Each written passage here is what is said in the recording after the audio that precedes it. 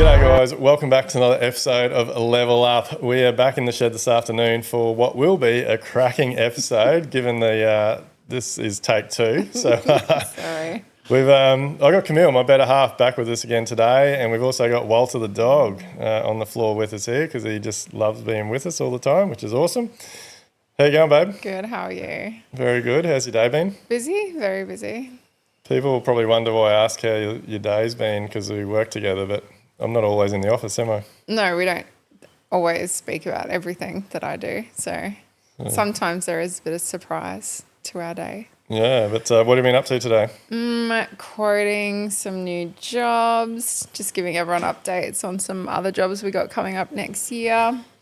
Working on a project that we have coming up or that we've been working on for the last couple of months, just doing some research on that. For a personal project?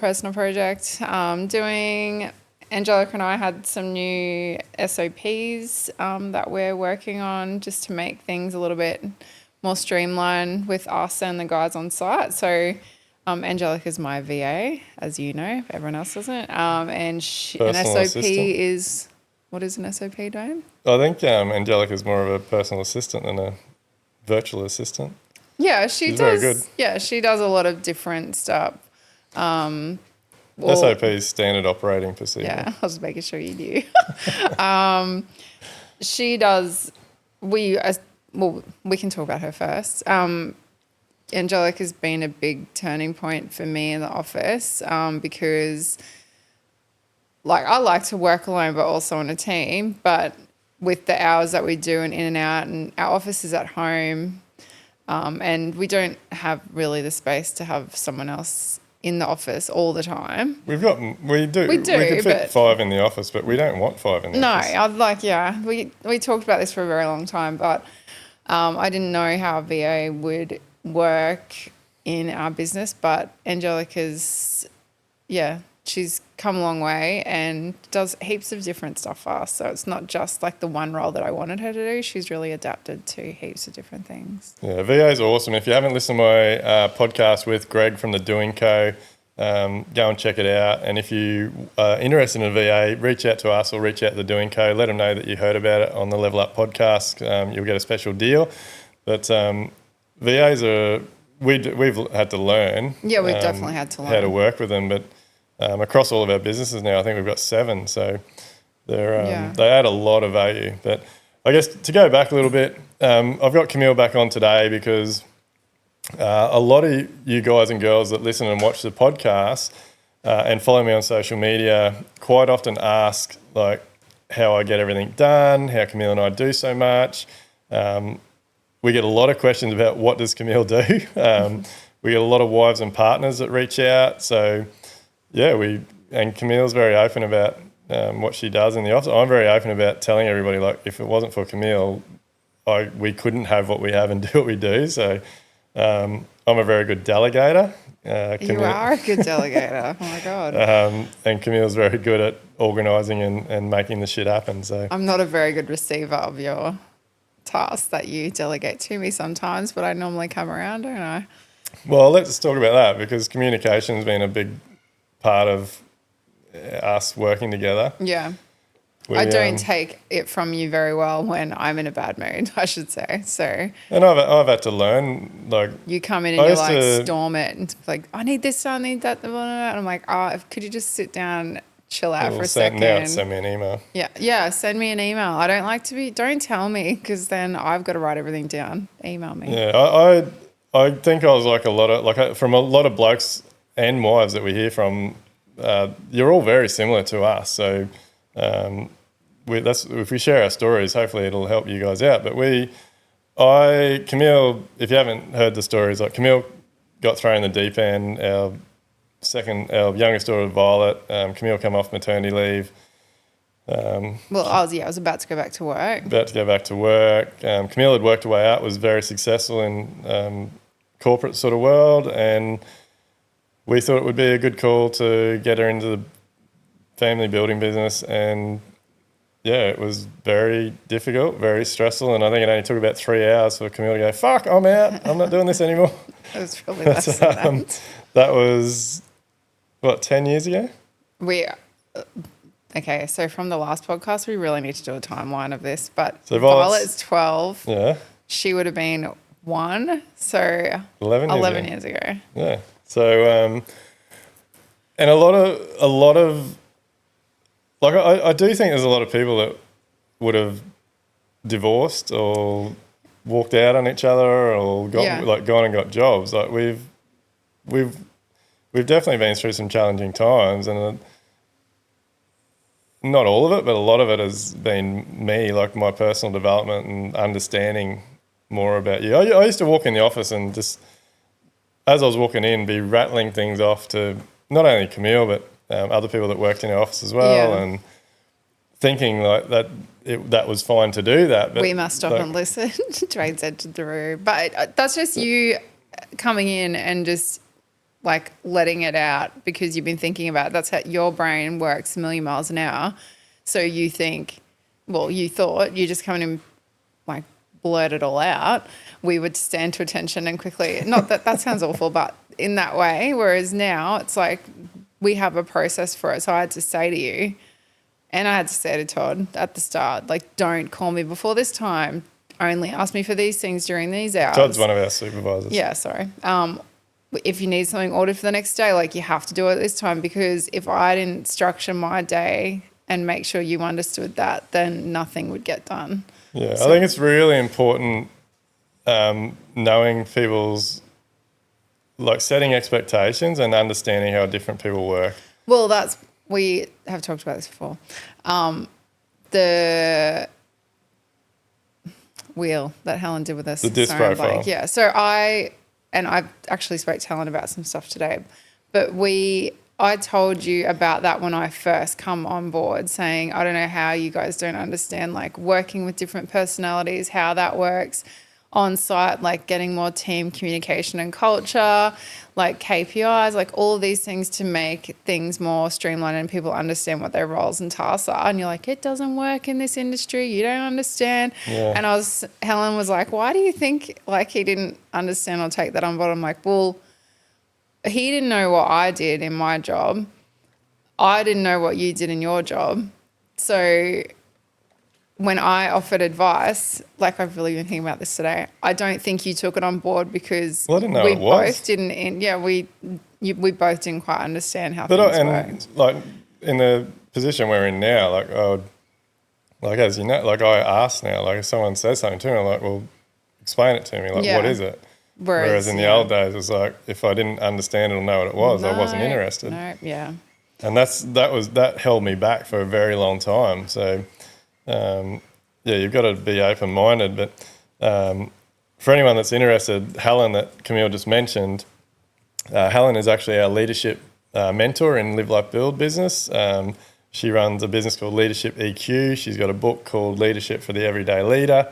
But yeah, go and check. I've done a podcast with Helen as well. You should go and check it out. But Helen's been instrumental, in the last 3 years? Yeah. Definitely in my personal development, probably in our relationship as well, definitely in our kids' relationships. Yeah, for the kids, she's been great. Our whole family definitely owes a lot to Helen. So, but yeah, understanding, like doing the disc profile and understanding more about each other is huge. Yeah. I think it should be something it should be compulsory for people to do before they get married, actually. Well, that'd be a good idea. Yeah. But I think you need to talk to each other about how you like to do things. Like thinking, oh, it's so exciting, I'm going to work together. How cute. And then you start and you're like, I hate you 80% of the time. So you need to talk about how you want things and then come to it's just like a relationship, but you're in the office. Yeah, it can't just be one way someone's way of the highway. But just quickly on the disc profile, if you do them, don't get put off by them. Camille and I are at completely opposite ends of it. If you go on the disc profile, we shouldn't be together. But we complement each other because we're opposites. That's how it works. There's a bit of we conflict on a few things there, but I was just saying to Helen today that I've kissed many frogs before I found my prince, so I might be taking that back. Oh my God. So rude. But not many, only a few. Oh my God. But we make it like we work very well together and we get a lot done. Like I think if a lot of people knew how much we have going on, it would like most people can't handle and build one business, let alone 4, 5, 6, and still be looking at new ones. So Yeah. let's talk about that for a minute, because that's I'm good at throwing ideas and starting new things, and Camille used to get very frustrated about this. Yeah, I was talking about this today as well. I would always say no, not interested, because I didn't understand your big picture and you didn't share the big picture with me. So you would, and you do now, have your book and your notes about your goals and dreams and what you want to do, and I have never done that. My goal is to make sure the kids get to school tomorrow and they have a uniform. I've always not been a goal person. Like, Well, you are. You're very good at thinking about it, putting everyone else first before yourself. Yeah, so that's fine. But it's not. We argue about this. I push Camille to think about herself more than me and the kids. Yeah, it'll get there eventually. The kids are getting older. But I don't have a long... See, she's even pushing back now. We have different... Well, I'm happy with that, and I've always said that I'm a support role, and when I am ready to have my own thing, then I expect you to support me. So which she's currently doing, and is not the biggest deal we've ever done. So yeah. She held back for a long time, but now she's gone all guns blazing. Yeah, oh God. So I would always say no because I didn't understand the big picture. And you kept saying, you just don't understand the big picture, but you never explained it to me. And I also probably didn't want to hear it because it meant more work for me. So I would always say, no, not interested, no, not interested. Like, no, don't even talk, no. Like, that was just it. But after a while... And even when I did start to explain things, I didn't explain it very well. No, and when you did start to explain it, I would then ask 10 questions to your one note, and then you would say, you're just being negative. And I'm like, no, I'm just like, I'm not looking at the bad side. I'm just asking, like, how does it affect this? And I don't understand. No, that doesn't seem right. And it was not negative. It was just my processing thoughts. So I think now in probably the last couple, well, since probably I said yes to the farm. Since then, it's been a good 4 I'd say 4 or 5 years that I've been more open to your plans, but also you have been better at explaining. I now know that you do plan it over a long period, so it's not been like a 5-minute thought. It's been like a 5-month. Our plans are more investigation. On the same page now, but like even though you say you don't have goals, like everything we're doing now is about creating passive incomes and being able to still have incomes, like substantial incomes when we choose to slow down at work, and making sure we can travel the world with the kids and to set the kids up. Like everything we're doing has joint goals, I guess. Yeah. I like Camille says, she can hear me thinking when I'm sleeping. Like I don't stop, my brain doesn't stop. I'm always like, we haven't even signed off on a deal yet, and I know it's going to happen. I'm looking at the next one. Yeah, like, you're online looking at stuff. I'm like, just stop. It's not even a why. I used to think it was a waste of time, and I'd get the shits with that because I'd be like, you're wasting your time looking at a tractor for a farm we don't even have. Like, you never take me out on a date. You can't cook dinner at night. You don't do shit. Like, well, you do, but... Do now. Yeah. Didn't used to. We'll talk about that later. Then I would get the shits, but now I understand, like, that's you're processing that thought and preparing. And it's better to be prepared rather than doing it last minute, freaking out and doing the wrong thing. Putting it out to the universe. Yeah. I do a lot of homework. Like I think that's what Camille's realised. Like I research the crap out of things before I make a decision on them. But being on the same page now and understanding how each other, like Camille needs very different information than what I need to make a decision on something. So like I look and our comfort zones are very different. I've got a huge appetite for risk, and Camille doesn't. No, at all. It's I think it's been like I think we've actually excelled more. Like everything's increased more that we work together. Like Yeah. And it's really good bouncing the ideas off each other now, because Camille will bring up something that I may not have thought about, and like it might make us pull out of a deal or reconsider another option or whatever, and vice versa. So it's like we're really working well together, but we're very good at like, as well as busy as we are, and it sounds like we're doing a lot, like we do shut off. Like people think we work 24/7, but No. we work. Well, Camille's on board with this now as well, but we're very good at figuring out our who's before we do our how. Like we get people, like Camille's got her assistant now, and Yeah. like she helps you across multiple businesses with different tasks. Yeah. So Camille's not trying to rush around and do everything. Like, and I do the same. Like we've got multiple supervisors now, and good staff on site, and good managers in a couple of the businesses. So Yeah. But yeah, we do like having a lot of people sort of ask questions about us having an office at home as well. Like, what do you think about that? I think it's like a dream. Yeah, I wouldn't have it any other way. Well, sometimes I think it would be nice to go somewhere, but I don't like wearing shoes. So I don't ever wear shoes in the office.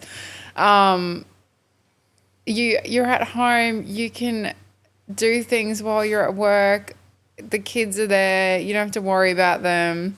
But we've set boundaries. You have to set boundaries, definitely. And like some people might not understand, and the kids probably used to think, oh, mum and dad are always at work, but we would explain, mum and dad are just got to work for a couple of hours tonight, like after dinner. So because we've got that school thing on Thursday, so that means we're going away. Or having a day off on Friday. Yeah. So like they understand and they get that we like make our time work for us. We don't normally have late nights anymore. We work when we have to work. Yeah, we might work on a Saturday randomly if it's quiet and we're home, because we don't often have weekends where we're at home. So, but a lot of the time now when we're working of a night or weekends, it's working on our own development, so our own ideas, and like it's enjoyable. And our girls are at an age now where occasionally they're getting involved. Like they want to know, they ask questions, they want to know what we're doing and how we're doing things. And or the event, packing bags and learning how the ticketing and stuff works, and like looking at like jobs. We've recently done some massive hours and the kids have got involved. Like we've been doing some maintenance on a couple of rental properties so we can flick them off and move on to the next adventure. But I think it's unreal. Like the girls, like they ask questions. They want to know like what's rent and what do people pay it, and we're having issues.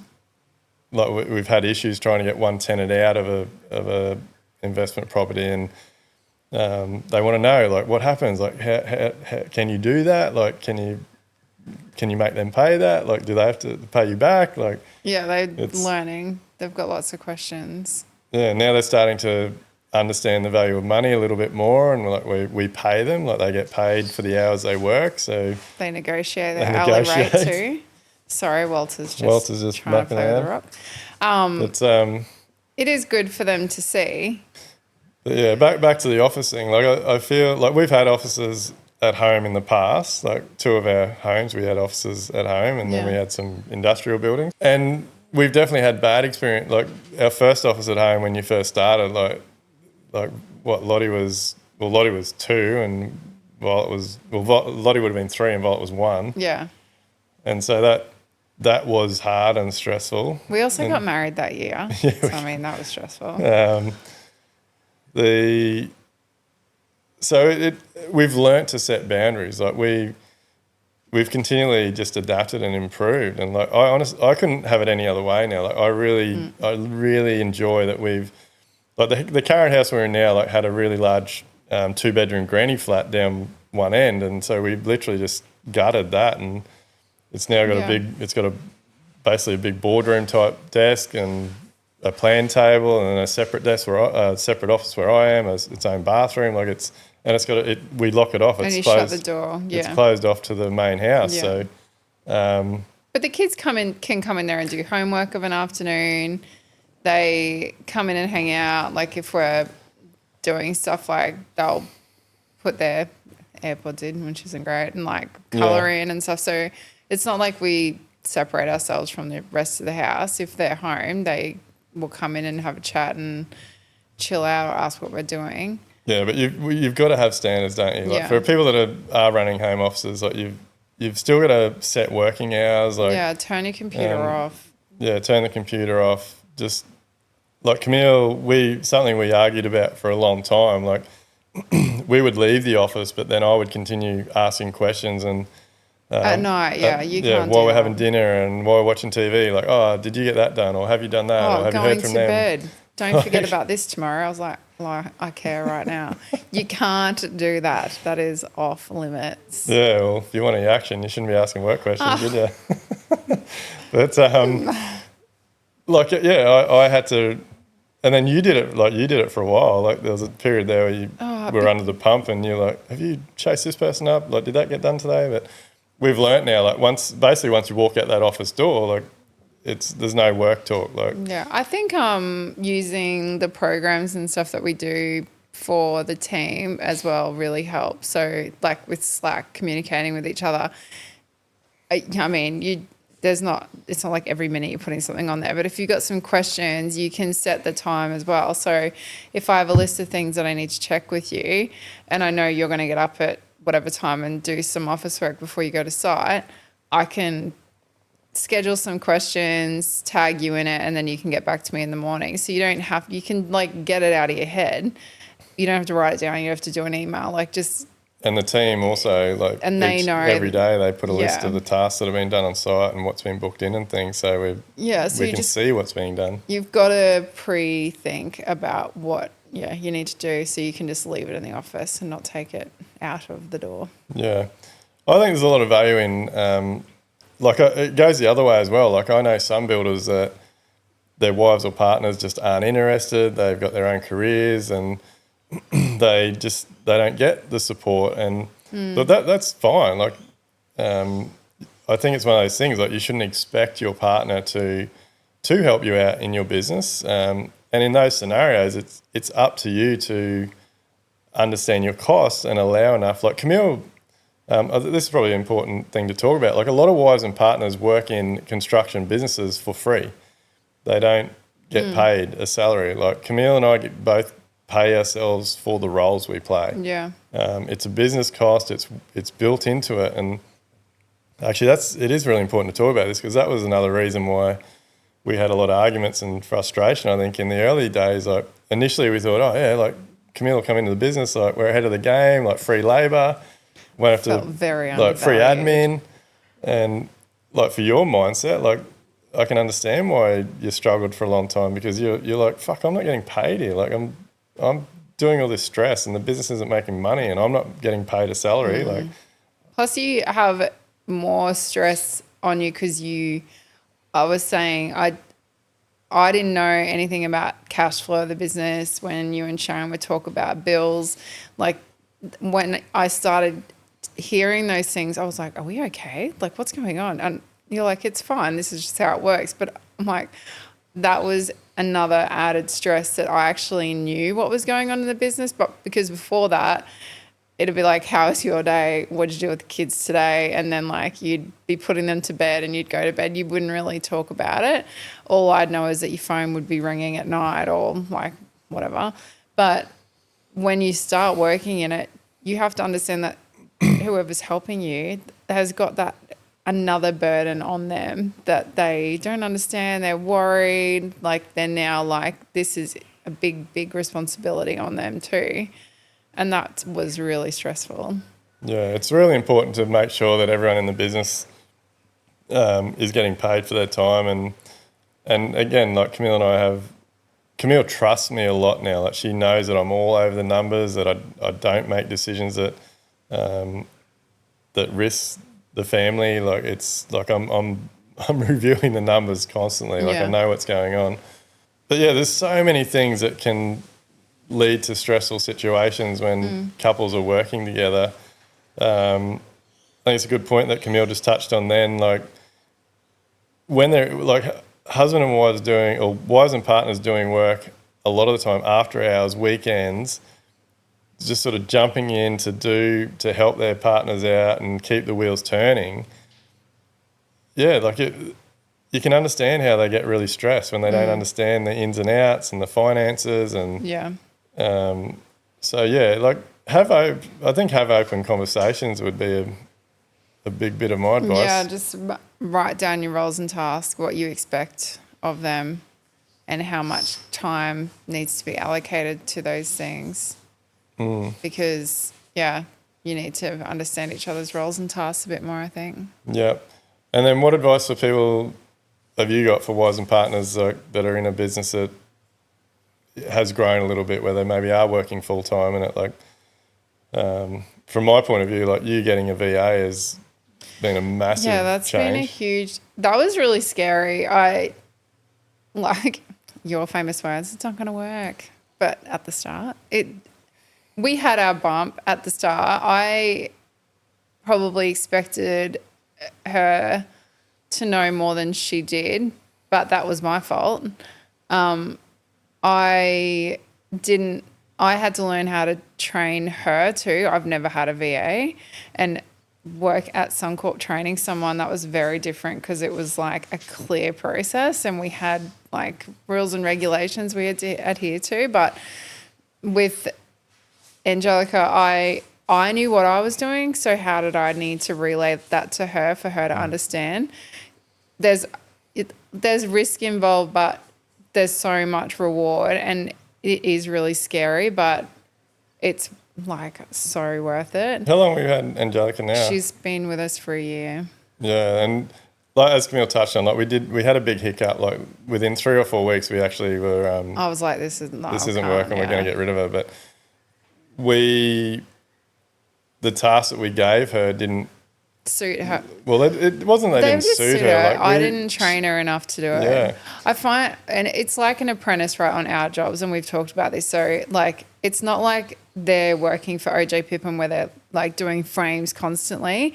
My job is the same. So we might do a plumbing fixtures selection or quote or check or whatever for one job and then not do it again for 4 months on another job. So it's not like it's a recurring task like every week that you remember. So how can I expect her to do it once and then do it perfect the next time? So training for a VA in our type of job, what I do, like it's been a year and she is all over it, but I'm slowly starting to add more to her now because I need her support. She's doing heaps now. Yeah, with the project that I have coming up, I need her to take more responsibility with DPC. So when we just went on holidays recently, well, before that, I was CCing her into emails so she kind of knew what was going on and could recognise like how that was working. But then when we went on holidays recently, I just said, you've got access to my email account. Everything should be fine, but if this happens, I need you to do 1, 2, 3, 4. Yeah. So, and she did it. Yeah, but we're at she has come, Angelica, our VA, like I don't have a lot to do with her. Camille, like I said, she's basically Camille's personal assistant. She's doing a lot now. And so we've now been having conversations, and Camille's doing it at the moment, let's figure out what task she wants to do and how far she wants to go. And we actually might bring in a VA to be her assistant. Yeah, to be under her. So we're really letting our team grow and expand so that they can move up a level and bring people below them to help them. Like it's all part of that who, not how. Yeah, she's really excited. But it takes time. And if anyone wants to reach out about that journey, for sure. It's just, it's... But I've seen a massive change in you, like a lot of stress off, you're more chilled out, like... I said before, everyone thinks we work 24/7. Like so many of our family, like, oh, you guys work too much. You're always working. Like, we work when we want to work. Like, like I took an hour out of today and went and got a beard and a haircut and chilled out at the barber. Like Camille goes and gets her nails done or catches up with a friend. Like we do what it takes when it needs to be done. Yeah. And when we want to do personal things or spend time with family or go away, we do it. Well, also this week I've had to spend pretty much 2 days at our investment property sorting shit out. So, like, if I didn't have her, like, catching up today, it took me half the time because I was like, oh, hey, can you do this? Hey, have you got time for this? And, like, she has her recurring tasks each day over all different brands. But now, yeah, I just give her a list and she just keeps, yep, that's done, that's done, that's done. And, like, so how good's that? Yeah. And I've now got a VA as well that helps out a lot with all the podcasts and all my social media posting and stuff. So, well, we've had him for a little while now, but that's taken a lot of load off you. Yeah, that's taken a massive load off me. But yeah, like when everyone's asked me, like, man, I don't know how you guys do everything. Like, we're telling you, like, this is how we do it. Like, you've got to surround yourself with good people, but the reality is you can't do everything. Like, no, but also you have to be super organised. Not like I'm not a professional organiser, I can tell you, but the programs that I use to make sure things aren't missed, things are done, things are scheduled, like that's so important that like I personally use Monday and Slack, and that has everything. If I've emailed someone, I'm like, I've emailed Jack about whatever, follow up in 2 days if there's no response. And then if but don't try and remember everything. No, like you cannot remember everything. It is ridiculous. So, but now with Angelica, we're all on the same project boards, and if I'm sick, I can say, hey, can you just check in on those outstanding tasks? So it's got a due date. She jumps in, she can see all the notes of what I've got, and then she can be like, oh, hey, Jack, just Camille emailed you about this. Where is it at? So if you do that, then it kind of gives you peace of mind that if the kids are sick, if you're sick, if you've got to race to school, like whatever, it's all about kids. But if there's anything that needs to be done, that it's all there. You don't have to stress. It's not just all on you. And I mean, if I trained you, you could jump on and do it. I know what I'm good at and what I'm not good at. So not that. I think that's another look. Without blowing my own trumpet, it's something I've always been very good at. Like I am not interested in wasting time learning how to do something that I'm not going to use and that I don't need to use. Like I will pay someone, hire someone, get someone to do something. Like I said it before, I'm very good at delegating, but I know my strengths, and I think like Camille's really on board with this now. Like when you know your strengths and your weaknesses, and you hire, pay, employ people to do the things that you don't enjoy doing, that you're not good at, that's when you have a lot of growth. Yeah. Because you can't do it all anyway. But if you're spending time doing tasks and things that you don't enjoy and you're not efficient at, then you're wasting time. You're throwing money away, and you should be investing that time in things that you are good at and you are efficient at. Yeah. So, our dog has a weird obsession for rocks, seriously. Yeah, Walter's been loud in the shed this afternoon for the podcast, so he's scraping some rocks around, wanting to play. Loves it. So what else in the office? Like, because like we do get a lot of questions from wives and partners, like, how do you do it? What do you do? Like, what's your main task in the building business? There is no project management, I guess. Yeah. So you help me out with the estimating. You do all the general. You do a lot of the ordering, inquiring. Yeah, I work with you on estimating. Work on you with you. Work with Brett and Todd for what they need on site. Review schedules. Like Angelica and I manage workplace health and safety, period subcontracts, just inquiry process. I think it's just a female thing. Females don't like elaborating on what they do. Like blokes are like, yeah, I do all this. I like all this myself. Like Camille does a lot of shit. She's well, there's a lot there, but I also what else do I do? Cook dinner every night. I don't know. Duayne, everything. Well, it's everything that I just said, but like there's just constant communication. But for females out there that feel like they're overwhelmed, they're doing too much, like there's a lot to do in a building business. There is a lot to do in a building business. No 1 minute of the day is ever going to be the same as tomorrow. Yeah, like what I'm trying to get across is we're not superhuman. Like we deal with shit. Shit comes up, we deal with shit, we get shit done. Oh, you could be planning to quote all day and then you don't get to it in 3 days. So like things can change on a dime in our industry. The weather could change. I mean, look at the cyclone this year. Like when have Brisbane people ever had to deal with a cyclone? And then all of a sudden, holy shit, there's a cyclone coming. What do we have to do? There's neighbours worried about scaffold falling on. Like you cannot predict. Well, you can to some degree, but not things change all the time. Yeah, like so if you look, you have to accept change. Yeah, but like a lot of people get overwhelmed and think they're the only one dealing with a lot of stuff. Like, oh no, a building business. Camille's on board with me now. She used to always have a bit of a go at me when I'd say like, "This is the hardest job ever." Like people don't understand. Like if you haven't owned and operated and run a building business, like you don't understand how much is involved. No, it's very hard. Like there is a lot. People just think, oh, they're making heaps of money. And I mean, we might some jobs, but other jobs you might. Like everyone, they're not all winners. There's so many. But what we make is only a reflection of the effort we put in. 100%, and you deserve every cent. Builders deserve every cent of the money that they get. They are building your home. They are having to deal with engineering and soils and there's so many facets of your job. Of our job. Oh, but I don't do the build. Like, I understand what you're saying, but I don't get on site. I get on site the other day and Brad nearly had a heart attack that I was there. I don't often get to site.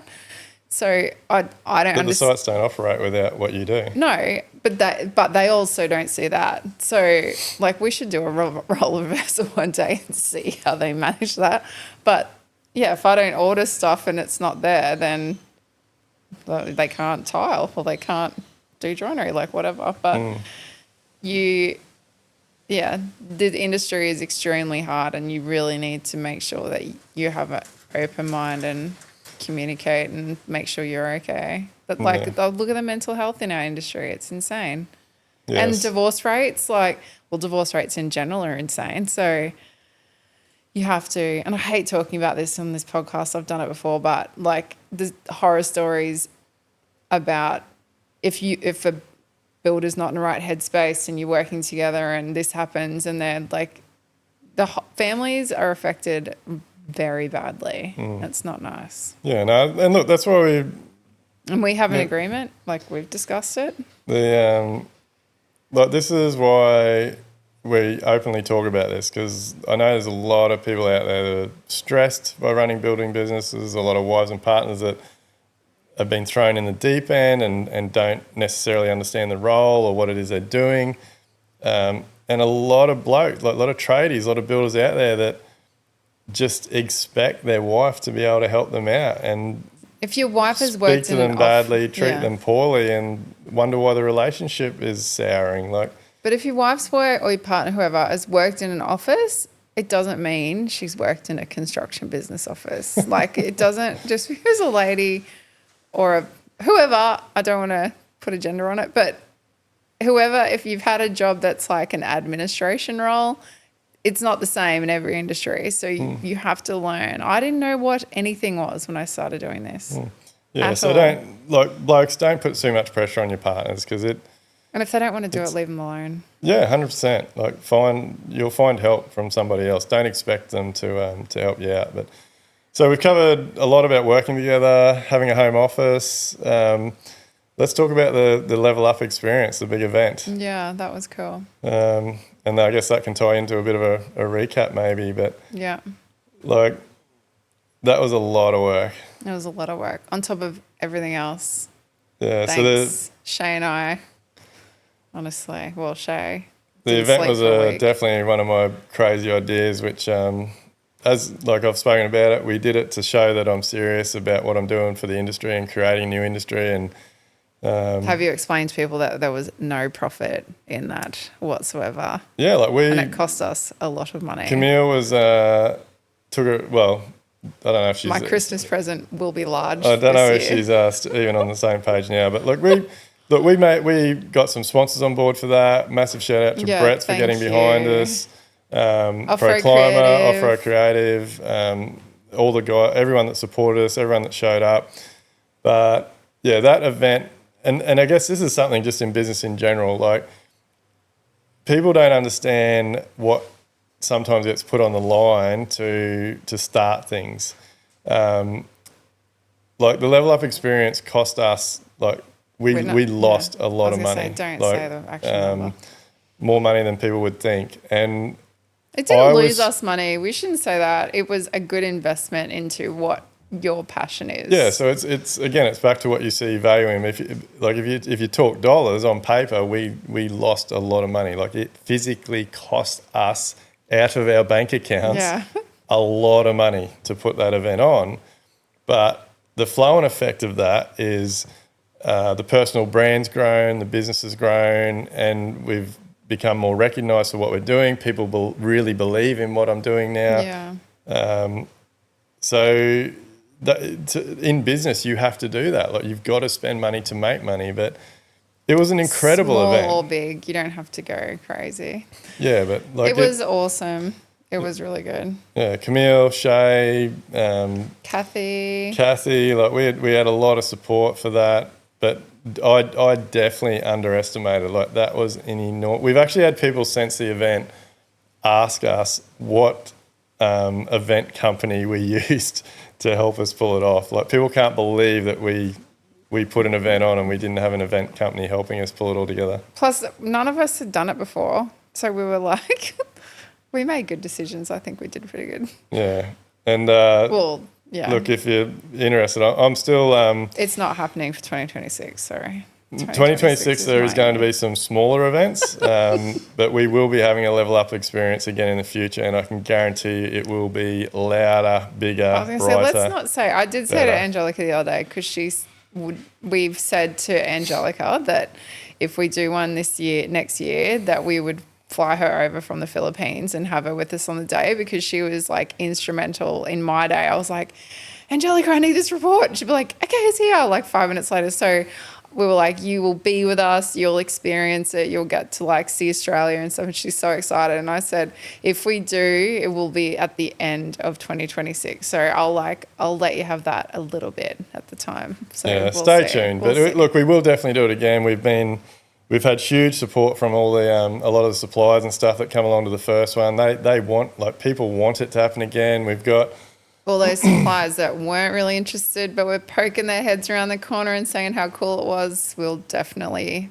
be waiting to hear from you. That was very good. Yeah, a lot of people that thought we couldn't pull it off, and a lot of suppliers that told us that it wouldn't work and that we wouldn't get good numbers are now eating their words, because but they're welcome to come next time. You're welcome to come next time. But stay tuned for that. We had great feedback, Duayne. Like, a lot of people that were there probably know your story, know what we're doing. Majority of people, had no idea. And we probably weren't we thought we communicated what the event was going to be about, but a lot of people were surprised with different things that happened that they didn't think were going to happen. Yeah, it was a first for the industry. Like, the building industry isn't used to seeing personal development, business development. Yeah, it was like a big one. Big conference. So, but yeah, the feedback was really, really good. Matt Rising, I heard him on a podcast the other day. He's added some business stuff to his build show this year. So. Inspiration. I don't know if that was influenced by my event, Matt, but hopefully it was. But it was really good, and he was lovely. He was fantastic. Yeah. Paula Backer-Laporte was unbelievable. She's like a second grandma now. Yeah. Helen, who else? Rick Rushton. Yeah, Joe Lukens. And the panels. TX guys, Trademark boys. Yeah, thanks to them. The Women in Construction panel, Gina, me, Claire, Kim. Yeah, and then all the builders we had on the builders panel as well.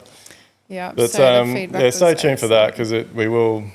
it's definitely on the cards. We do have some big things coming. But Big shout out to Kylie and Lauren, my friends, for helping me, and the kids and mum.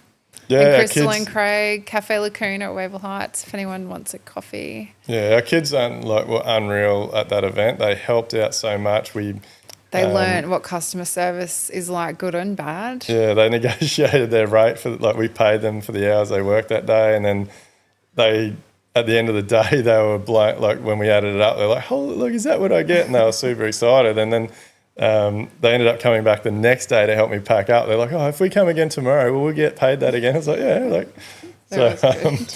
It's unreal to see that we can influence the kids and business as well. Yeah. But yeah, stay tuned because we'll see. We do have some big things coming up, not just events. So definitely stay tuned. But yeah, what about a bit of a wrap? Like we're definitely approaching Christmas 25. Yeah, so we've done quickly. Like one of our biggest years in a long time in construction with the houses that we've done. So most of this year, for all of this year, we've had over sort of $11-12 million work under construction pretty much all year at any one time. Yeah. We've had new staff come on. Yeah, new staff come on, new supervisor come on. The building business has had a really great year, incredible clients, and we've still got a heap of clients going through our pack process, like a lot of jobs coming up for the next few years. Walter. Camille's been flat out with Quote Spec. Like Quote Spec is going really well. Quote Ease has had a great year. Camille's been flat out with Quote Ease. So for any tradies builders out there that are looking for the best quoting, estimating, proposal software in the industry, make sure you reach out. Yeah. Live Life Build's gone. Live Life Build's going great. Another really great year. Stay tuned. We got massive things coming for Live Life Build next year. Couple of personal developments. Buying and selling different things. Got our DA for the farm. We learnt how to brand cattle and that process. That was interesting. Anyone knows a farmer out there that has lots of cattle, I'd like to see how they do their paperwork because that was also very intense. Well, let's talk about the farm for a little bit. That was like, I understand you have to tag animals, right? So you know what there is, but there must be a better way to do this. It is insane. Also, if you need to find a brand for a cow, like for your farm, you can't just go and find anything that's available. Like you have to physically put in it's a massive digits process. and numbers. Like I put it off for months. It was really, really painful. Yeah, so the farm's progressed really well this year. Definitely really enjoying the cattle. Yeah, they're cool. The DA is done. We're working on our BA. Yeah, like people wonder why developments take so long. Like our DA for our farm took just over 2 years and a shitload of money. Yeah, lots of consultants. We got that back in February. We thought we would be building on the farm July, September. We were hoping for the cooler months to start, yes. And we still haven't got our BA. So we got through the DA and then a heap of spanners got thrown in at us about the BA. Because of the type of development we're doing. And then, so look, we're not experts at this. Like we've done plenty of developing now, but we've never done a farm. And rural eco-tourism, whatever it's because called. Of what we're trying to do there, it's been approved as an eco-tourism resort. Not resort, it's just eco-tourism. Which... don't add any words to anything. I'm sure it's a resort on the map because of how many buildings we're having there. I'll have to check that. And so that's led to it's not just a standard building approval and there's accessibility issues and then the building code makes all these standards for standard building in built up areas and then they try and apply them to a farm and like it's insane. So we've learned a lot. It's costing a lot of money. And that's another thing, like when you're doing that, you got to add that into your normal day. So that's why I talk about like juggling and every day is not the same because 1 hour I'm trying to find a brand for a cattle, the next hour I'm talking to a client about their windows and doors, so like it's very, very different. Yeah, but we've learned a lot and it's coming along well and Check out Breathe at Rules Beach on Instagram. Breathe_Rules Beach. It's incredible property, not just because it's ours, but it is beautiful. We opened it up this year to Hip Camp. Yeah. So got some income coming in from it, and the feedback from all the campers and people that are staying there has been amazing. So we'll continue to build on that. We've got some big things coming up in the future. Yes. We're Camille's. We've got another development. We've got another business coming. There's a lot going on. Yeah. Yeah. And then on top of that, the girls are getting stuck into their barrel racing and horses. And it's the next 18 months are going to be insane. Yeah, but good insane. Good insane. But very, and venturing into things that we don't know. So again, complete new industry, learning curve, understanding rules and regulations, all sorts of stuff. So for some reason I'm not finding it scary or worrying. Yeah, it's definitely exciting. Something that Camille has only sort of, I guess because I never explained it, but everything we do is business. So even though the farm was a goal to have a farm, the farm is a business. So it's set up as a business. We trade as a business. The rental properties. The rental properties are all set up like businesses, whether it's personal or in the super fund. Everything we do is a business, and there's multiple reasons why we do it like that. But Camille, I'm not sure. Over the last 2 years, I think you've got a lot better understanding of that. So but recently we learned about who you bring into your business. So when I talk business, consultants or people that you trust might not end up being the people that they are in business. So if you might know someone, how am I going to say this? You trust people that you know to do the right thing by you in your business. And something that I'm working on now is going to be impacted by something that was happening recently, and thinking that you trust someone and they're going to do the right thing by you, and then to be burnt, is a very interesting process. So and a personal, you take it so personally. So I just think from now on, I'm very aware of who we mix with business and not pleasure, but personal, Yeah, I think something to point out, because I assume most people that listen to this podcast are listening because you want growth, you want personal development, you want to excel in your life, all those types of things. And one thing that Camille and I, we struggle with imposter syndrome. I don't really tell anyone. We've held ourselves back a lot because we worry about what other people think. We've seen other people that we know who are successful being taken advantage of, and have stopped being friends with them because I can't stand seeing it. So I don't want it to happen to us. Yeah, but now it started. This year we've had and it's a lot not of it. Very nice. The reality is the more successful you are, the better you do, the harder you work. It's just, I don't know, it's human nature. People get jealous. People want to, the people that you feel should be your biggest supporters end up being the ones that want to see you fall. And then there tends to be a lot of jealousy, and it's quite painful, isn't it? Yeah. Really, but we don't know. You can't. I don't even want to go into it with this person why they did what they did, but I'm not doing it again. Yeah, just pure and simple. I'm not I'll just research people that I need and pick the best one for the job. I'm not doing favors anymore for anybody. Yeah, favors. That sounds really harsh, but no, that's true. I'm done. And we've said it for a long time, and we I'll do a favour. If you need, sorry to we went back on our. We've made some tough decisions and said that we don't deal with family, we don't deal with friends, and we backflipped on our.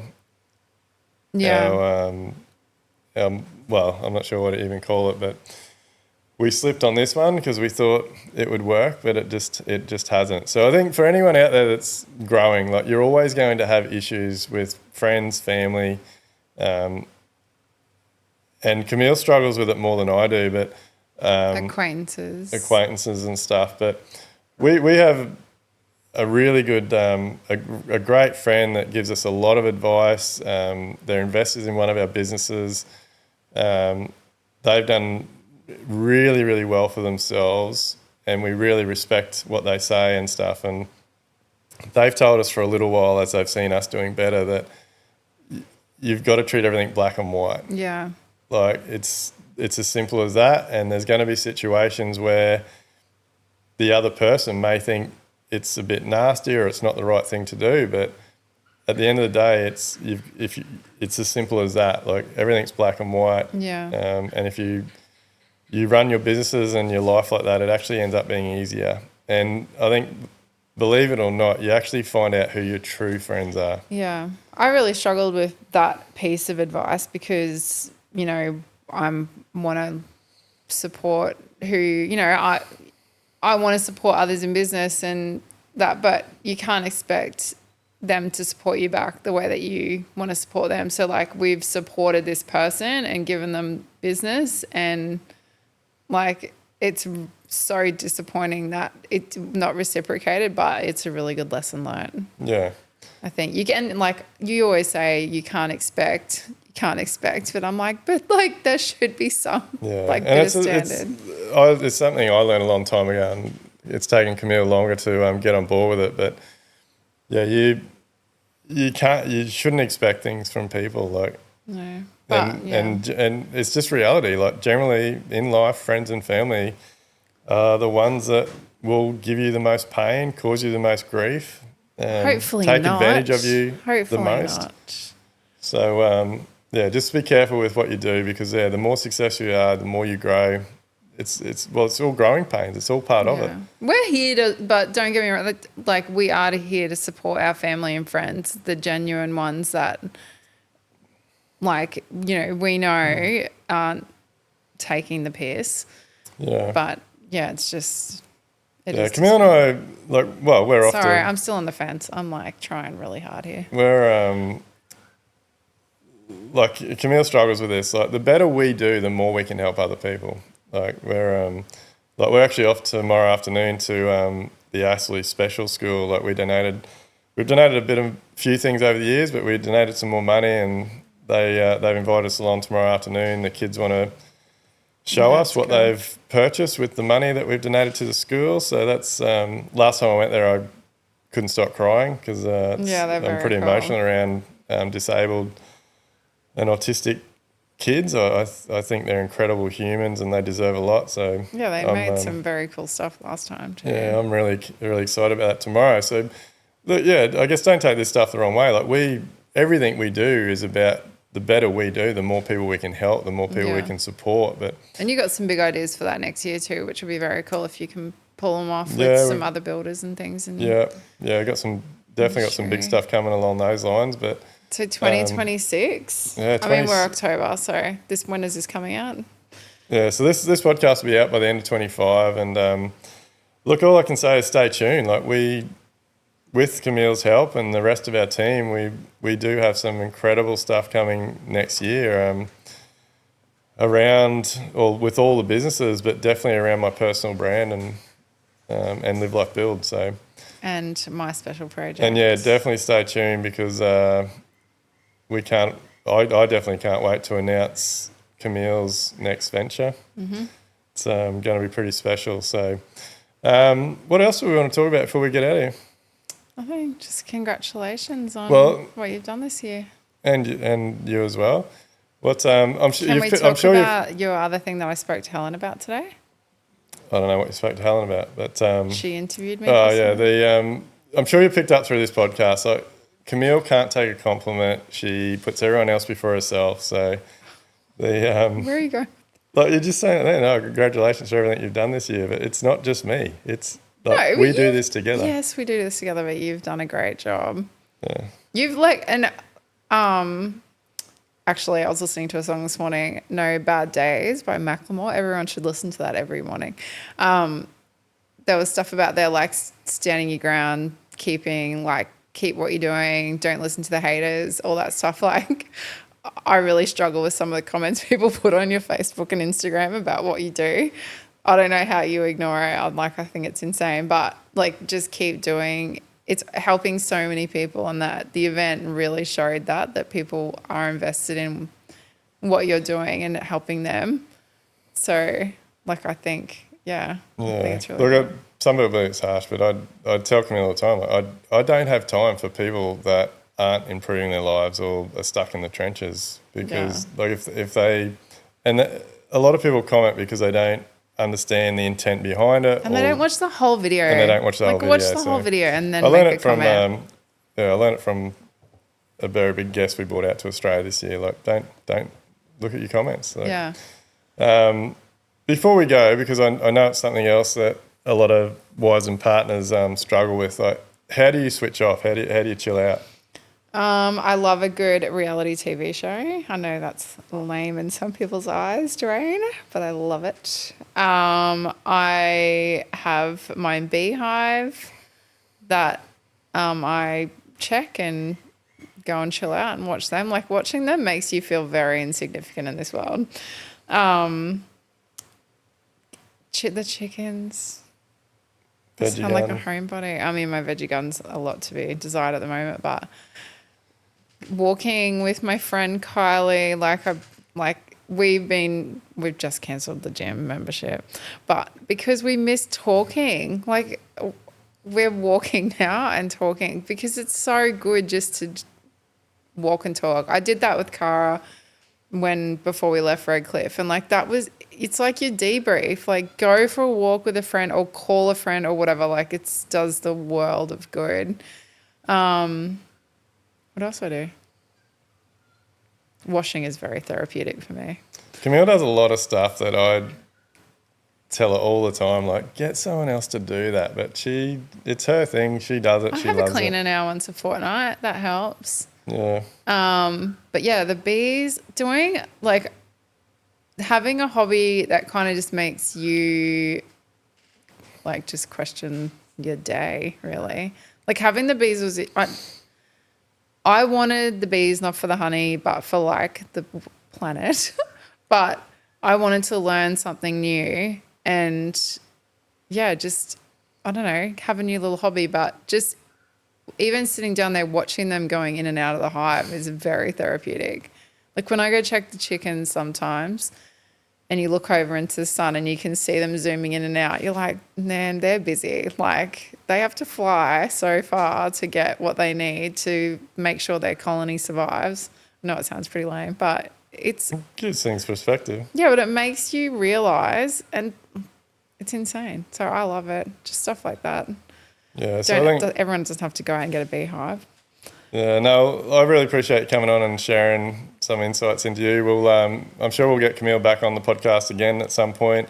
I'll be coming on next year when I'm announcing my new project. Yeah, we will. We'll do a special podcast for. We might do a location podcast for that one. Yeah, that'd be cool. Sensational. But look, I really appreciate all the support from everyone that listens, that watches, that supports my social media. Look, if you're a trader or a builder that listens to my podcast, share this one with your wife or your partner. Like, give them an insight into how we operate in our building business. Like, I say it all the time, like, the building industry would fall over if it wasn't for the support, the work, the input, all that from wives and partners that are 9 times out of 10 doing it for free, doing it after they've done their day job, doing it after they've done dinner and the kid stuff. Yeah. So we really need to, like, Live Like Build is a massive supporter of wives and partners. We've got a separate wives and partners group within our Elevate program. Yeah. And also next year we're doing a special event for wives and partners. That'd be good. the industry really needs to value what wives and partners do more. Yeah, sorry to interrupt. The Facebook groups, Builders Wives, Tradie Wives, there's a few others out there. There is a lot of good information on there and a lot of questions people ask that you also might be thinking of. So go through them and have a look. Everyone's not always right on there, so don't take advice like 100%. Always look into things, research. But there's lots of references and referrals and stuff that people put on there. The pages are called Builders Wives and Tradie Wives because they were made by them, but anyone can jump on there, I'm sure. It doesn't have to be. It's just a word. So, yeah, check it out. Always make sure you get your own legal, accounting, financial advice. Don't you? But I mean, some people just get on there and be like, I'm having trouble with this. How can you help? And there's so many people that, you've got this, try this, or I use it this way, or I do this, or happy to reach out. So, yeah, jump on there and you can be anonymous. You don't have to say who you are. Yeah. Well, thanks again, babe. Appreciate you coming on. If you've got any questions, if you share this with your wife or partner, or you have a certain issue or a problem, like let us know. Like we'll collate some questions and we can come back on for a Q&A or something. Because look, this podcast is all about creating a new building industry, and to create a new building industry, we need to all educate ourselves. We need to educate our clients, and we need to support each other, and that's what this is all about. So. Look, as always, like, share, subscribe. Go to my website, duaynepearce.com. Get on board with your merchandise so you can help continue the growth in me creating a new building industry. Look forward to seeing you on the next one. All right, guys, I want to introduce you to a really exciting new product that I believe is going to play a massive role in Australia building healthier homes. As you all know, I am extremely passionate about healthy homes, and I'm doing a lot of research and putting a lot of time and effort into making sure my construction business is leading the way when it comes to building healthy homes here in Australia. We've teamed up with the guys from Highwood Timber. Highwood Timber are pioneering condensation management with their high-flow ventilated LVL batten system. High-flow battens give builders a stronger, straighter and smarter way to create a ventilated cavity behind cladding and underneath roofs, without compromising on structural performance. While tackling condensation to improve building health and ease of installation, Highwood battens are built to perform. When it comes to dealing with condensation and ventilation, high-flow battens will help you create continuous ventilated cavities behind all your cladding and underneath your roof sheeting. They reduce condensation risk and support healthier, longer-lasting buildings. Highwood timber battens are also in alignment with the proposed NCC condensation management requirements, as well as passive house ventilation requirements. Being an engineered LVL product, they are stronger, straighter, and more dimensionally stable than a solid material such as pine. This helps resist warping, twisting, and shrinkage, ensuring more consistent installs, less prone to splitting than solid timber. Highwood timber battens are precisely manufactured, meaning that your installation will be faster and easier than other products on the market. The part that I like the most about these battens are they are H3 treated for long-term protection against decay and termites. They use a waterborne H3 treatment which reduces reactivity with membranes and adhesives when compared to LOSP. These are the exact battens that you want to be using on your homes and your builds if you are considering building healthier homes or passive homes. Check them out, Highwood Timber Products.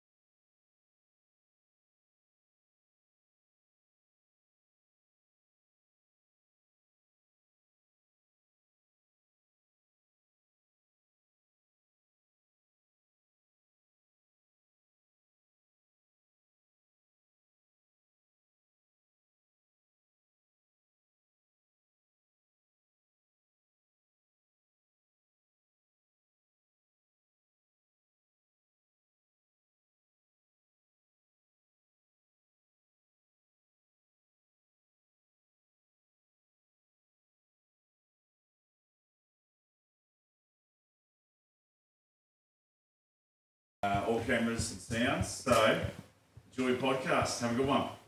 All right, Irvin, this is take 2 with Camille. So have fun. Pick the best one. No. Pick the best one, yeah. All right, let's go. G'day, guys. Welcome back to another episode of Level Up. We are back in the shed this afternoon for this is definitely going to be a cracking episode. So we've got my better half with us again today, Camille, and we've actually got Walter on join us today as well in the shed. So hopefully he stays still and doesn't go too silly in here. But seriously, he just wants to be beside us all the time. I know, he loves it. So cool. How you going, babe? Good, how are you? Good. How's your day been? Busy. Yeah. Busy. What have you been up to today? I don't know. No, what have I been? I'm so sorry. Let's go. My brain doesn't work. I'll just go. I've been. Say what you do. Quoting, estimating, calling people, doing emails, talking to Sharon about accounts. I don't know why you say stand up. Because I have a million things going through my head. Okay, ask me the question again. You can make that a teaser, Irvin. All right, take 2.